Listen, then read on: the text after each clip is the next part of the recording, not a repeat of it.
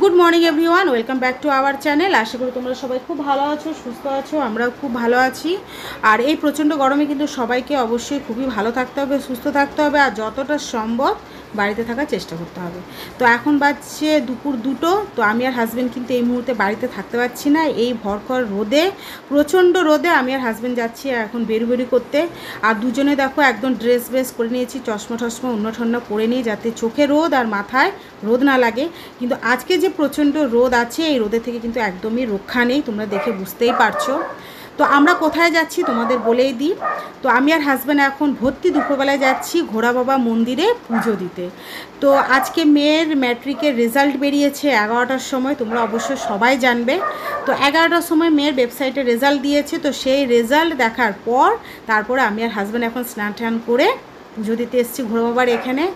আর মেয়ে খুব ভালো রেজাল্ট করেছে, মানে আমরা যতটা আশা করেছিলাম তার দ্বিগুণ ভালো রেজাল্ট হয়েছে। তো এটা আমাদের জীবনের সবথেকে একটা বড় খবর যে আমাদের মাধ্যমিক দেওয়ার পর আমাদের মেয়ে মাধ্যমিক দিচ্ছে। তো সব বাবা মার কাছেই খুবই স্পেশাল ডে আজকের দিনটা। আর দ্বিতীয়টা হলো আজকে আমাদের অ্যানিভার্সারি। তো তোমাদের সত্যি কথাটা বলি, অ্যানিভার্সারির জন্য সত্যি কথা বলতে পুজো দিতে আসিনি। তো মেয়ের যেহেতু আজকে খুব ভালো রেজাল্ট হয়েছে, আজকের দিনটা আমাদের জন্য খুব ইম্পর্টেন্ট, যে আজকে দিনে আমাদের মাধ্যমিক দিয়ে আমার মেয়ে আজকে 11-এ গেল। তো সেই কারণেই আজকে মেয়ের জন্য পুজো দিতে এসেছি। আর এমনিতেও যে কোনো আমার সুখে দুঃখে আমি ঘোড়া বাবার মন্দিরে আগে আসি, মানে সুখ আমার ঘোড়া বাবার মন্দিরে পুজো দিয়ে শুরু হয়, আর দুঃখও তাই, দুটোই একসাথে, সুখে দুঃখে মানে প্রত্যেকটা মুহূর্তে বলতে পারো আমার ঘোড়া বাবার মন্দিরে না আসলে বা না তাকে স্মরণ করে কোনো কাজ আমার শুরু হয় না। আর তোমাদের আজকে একটা কাহিনী বলি আর কি, বলতে খুব তোমাদের সাথে শেয়ার করতে ইচ্ছা করলো। যখন আমরা মন্দিরে আসি পুজো দিতে, তখন কিন্তু মন্দির অলরেডি বন্ধ হয়ে গেছিলো, কারণ বেলা ধরো 1টা 2টা অবধি কোনো মন্দিরেই পুজো হয় না। তো তখনই পুরোহিত মশাই মন্দির আর কি বন্ধ করে, আমরা যে দোকানে আর কি পুজোর জিনিসপত্র কিনছিলাম সেই দোকানে গিয়েই পুরোহিত মশাই দাঁড়িয়েছে। তো পুরোহিত মশাইকে আমি বললাম যে আপনি এখন যাচ্ছেন যে? তো পুরোহিত মশাই বললো না, মন্দির তো বন্ধ করে দিয়েছে, এখন বাড়ি যাচ্ছি। তো আমি তো শুনে অবাক যে আমি মেয়ের জন্যে আজকে এসেছি, বা অন্য দিন যদিও হতো তো হয়তো বাবাকে আমি বাইরে থেকে স্মরণ করে বা বাইরে থেকে ধূপ প্রদীপ জ্বালিয়ে চলে যেতাম। কিন্তু আজকে আমার জীবনে এত বড় একটা দিন, সেটা অবশ্যই মেয়ের জন্য তো হয়েছে। মেয়ে যদি পরিশ্রম না করতো, আর তার থেকেও বড় যে বাবার যদি আশীর্বাদ না থাকতো, তাহলে হয়তো মেয়ে পাশ করতে ভালোভাবে পারতো না, এতটা নাম্বার নিয়ে পাস করতে পারো না, এটা আমার বিশ্বাস। আর যেদিন আমার মেয়ে প্রথম মাধ্যমিকের পরীক্ষা দিতে যায়, সেদিন কিন্তু আমি ঘোড়া বাবার আশীর্বাদ তার ফুল মাথায় দিয়ে মেয়ের পরীক্ষা শুরু করেছিলাম। আর আজকে আমার মেয়ের যে রেজাল্ট বেরিয়েছে, তো আমি ঘোড়া বাবার পায়ের আশীর্বাদ নিয়ে আমি সেটা পূরণ করতে চাই, কারণ তার আশীর্বাদ না থাকলে হয়তো আমার মেয়ে এতটা ভালো রেজাল্ট করতে পারতো না, বা এতটা হয়তো নাম্বার যতটা আমরা আশা করেছিলাম তার দ্বিগুণ মেয়ে রেজাল্ট করেছে। তো খুবই একটা আনন্দের দিন। তো আজকে তো আমি পুজো না দিয়ে কিছুতেই এখান থেকে যেতে পারবো না।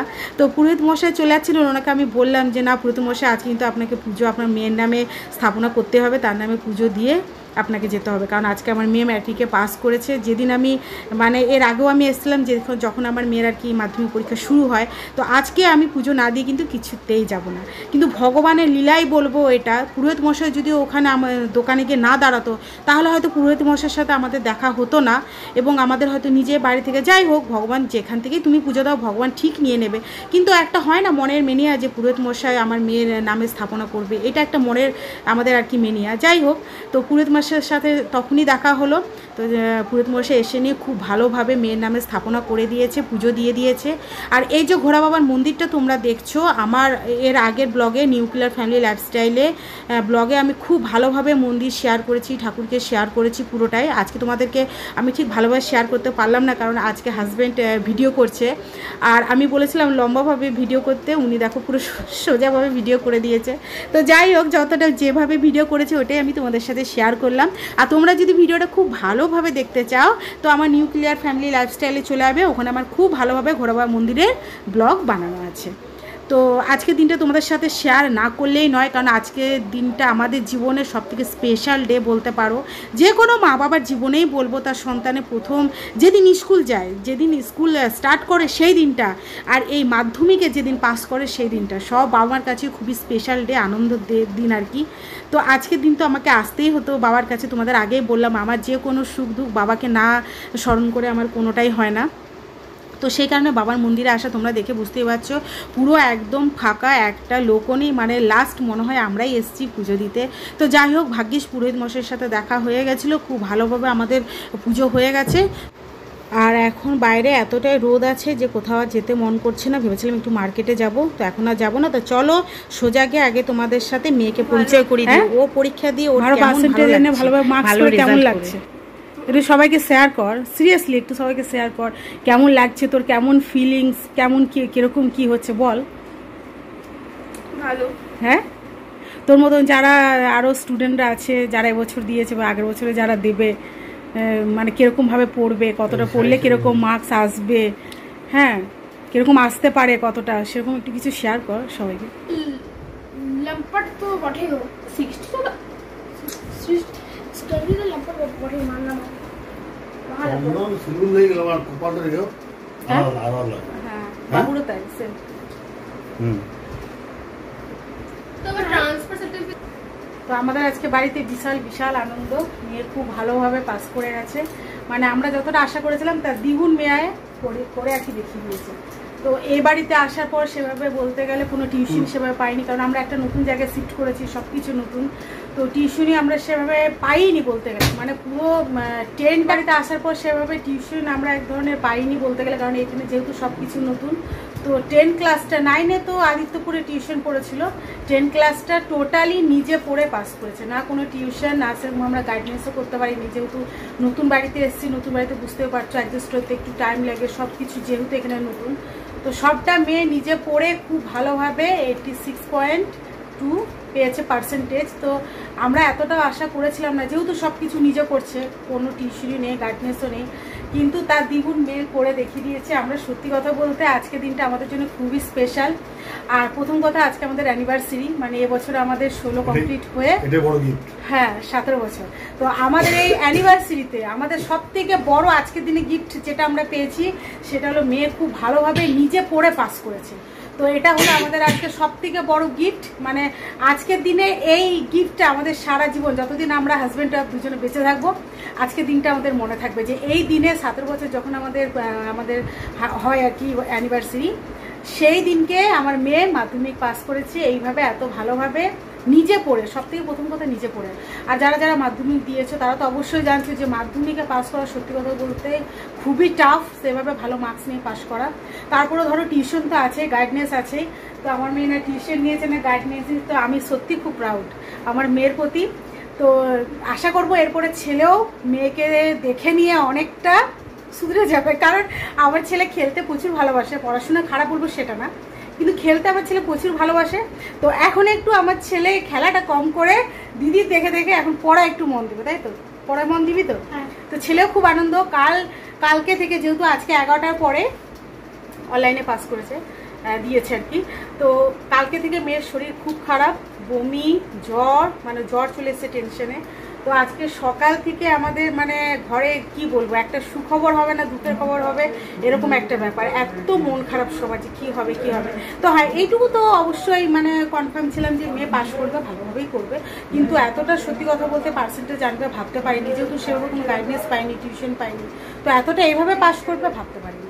তো যাই হোক, সকালে যখন 11টার পরে আর কেউ মোবাইল দেখছে না, আমি তো দেখিনি, আমি আর মেয়ে এবারে চলে এসেছি, তো আমার হাজব্যান্ড আর আমার ছেলে দেখেছে, ছেলেই ফার্স্ট দেখেছে যে বাবা দিদি খুব ভালোভাবে পাস করেছে, এত পার্সেন্টেজ হচ্ছে, তো খুব ভালোভাবে পাস করেছে।